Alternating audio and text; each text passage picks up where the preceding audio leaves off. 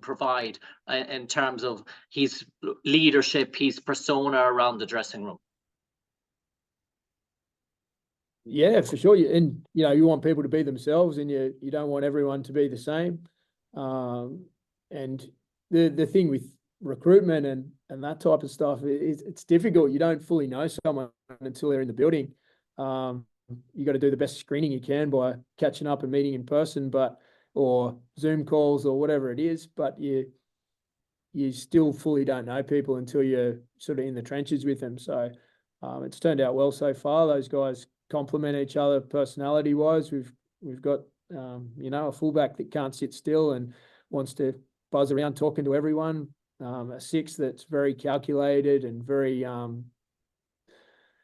thoughtful and process orientated. A 7 that likes to build relationships and is very calm and composed. A 9 that wants to compete and just rip in and give good service to everyone else. So there's kind of some personality traits that fit with how they play, which has been positive so far. And as a coach heading into a new season, do you like to see the freshness in a group? Is it always good to see new faces coming into a changing room, into a locker room? Is it always good to have that bit of freshness at the start of the season, to have new characters, new voices, new attributes? Does it, as a coach as well, does it almost give you a lift, a jolt of enthusiasm to be dealing with new characters, new personalities as a coach? It's great meeting, and getting to work with new people. I really enjoy that aspect of sport. But also at this club, we're trying to generate some cohesion and some consistency from season to season. So I think in future years there'll be less turnover. There'll be far less players coming in next year.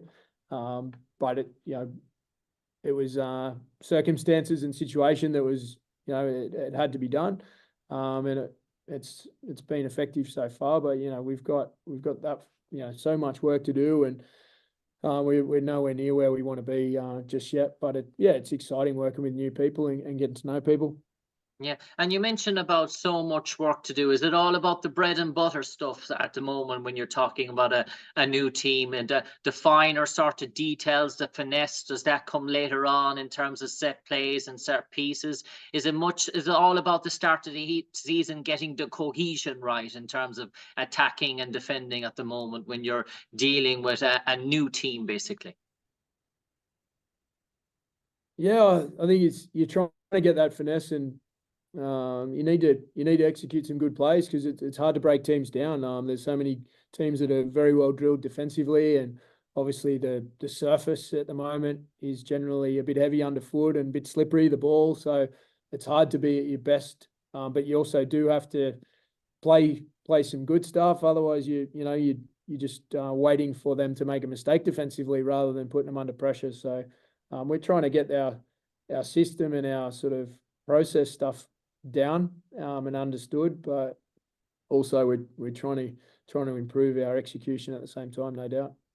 And lastly, Rohan, I heard you talk about Leigh there in terms of your growing admiration for them as a club and what they have done in a short period of time as well.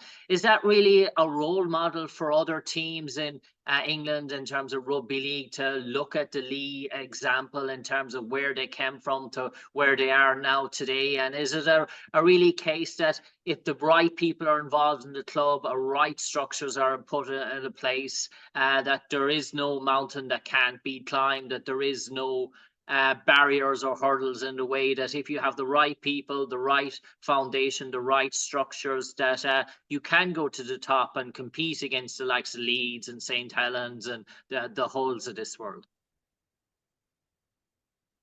Yeah, I think they're a great example. I don't know, their strategy and whatnot. I only can see what I can see on the field and with their recruitment and their roster development. But they've got a good roster, and they've played well in a short period of time. Have been in Super League. They've obviously got a very passionate owner who's got plenty of cash as well. So that those two, passion and cash, are a great platform for club building. But then beyond that, it takes getting the right people to implement and install you know, whatever their strategy is to develop a roster and a club that's going to support their players. Cheers, Ron. Thanks, James. Cheers, guys.